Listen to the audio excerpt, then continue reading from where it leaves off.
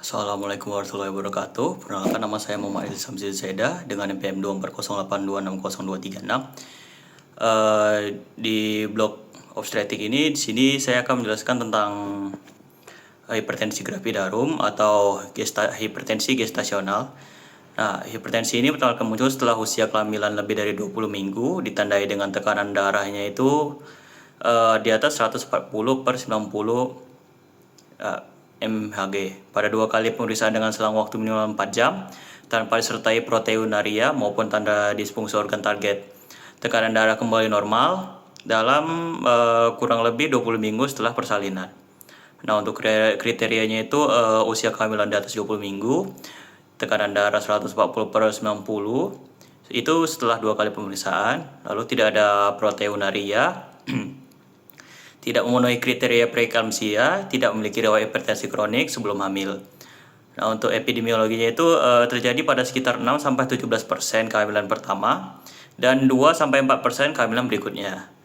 Nah, terus itu menjadi bagian dari hipertensi disorder of pregnancy atau HDP yang merupakan salah satu penyebab utama morbiditas dan mortalitas ibu serta janin. Di Indonesia, hipertensi dalam kehamilan masih menjadi salah satu penyebab utama kematian ibu beserta pendarahan dan infeksi.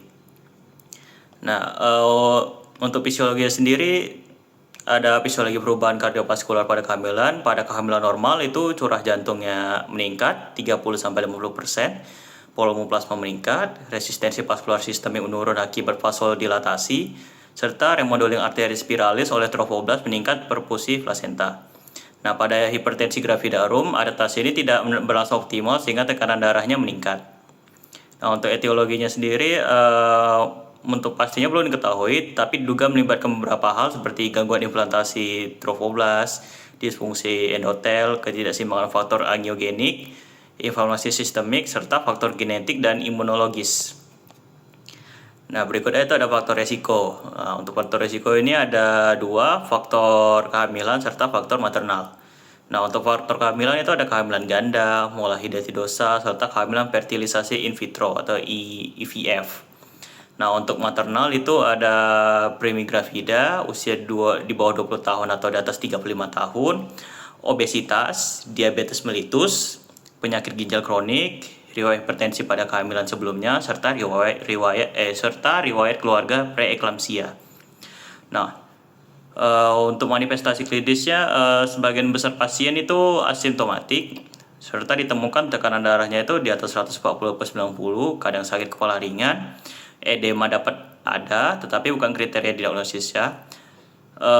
Mungkin yang tidak terdapat itu seperti proteinuria, gangguan penglihatan, nyeri epigastrium, serta kejang. Nah, untuk diagnosis sendiri bisa ditegakkan bila usia kehamilannya itu di atas 20 minggu. Tekanan darah 140 di atas 140/90 serta tidak ada proteinuria. Nah, untuk pemeriksaan penunjangnya itu ada pemeriksaan lab serta evaluasi janin.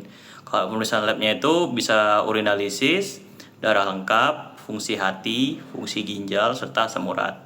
Nah, kalau evaluasi janin bisa USG biometrik, cairan ketuban, Doppler umbilicalis, itu kalau diperlukan, serta non-stress test atau NST. Nah, untuk diagnosis badinya seperti hipertensi kronik, preeklamsia, superimposed preeklamsia, serta hipertensi white coat. Nah, untuk tata caranya itu ada non-farmako dan farmako.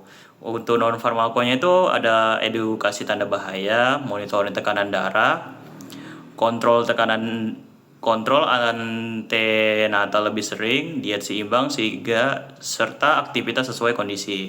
Untuk farmakonya, jika tekanan darahnya di atas 160/110, bisa dikasih labetalol atau nifedipin lepas lambat. Atau bisa juga metildopa. Nah, serta hindari ACE inhibitor, ARB, serta aliskiren. Nah, untuk persalinan bila stabil, persalinan umumnya dipertimbangkan pada usia kehamilan di atas 37 minggu. Nah, bila berkembang menjadi preeklamsia berat, terminasi kehamilan dapat dipertimbangkan lebih dini. Nah, untuk komplikasinya dia ada yang maternal dan janin. Untuk maternal itu ada preeklamsia, eklamsia, dan yang lainnya. Kalau untuk janin itu ada restriksi pertumbuhan janin, prematuritas, serta gawat janin. Nah, prognosisnya baik bila tekanan darah terkontrol dan tidak berkembang menjadi preeklamsia. Sekitar 15-25% kasus dapat berkembang menjadi preeklamsia, terutama bila hipertensi muncul sebelum usia kehamilan 32 minggu. Baik, mungkin itu saya dari saya. Berikut mind map beserta referensi yang saya gunakan. Wassalamualaikum warahmatullahi wabarakatuh.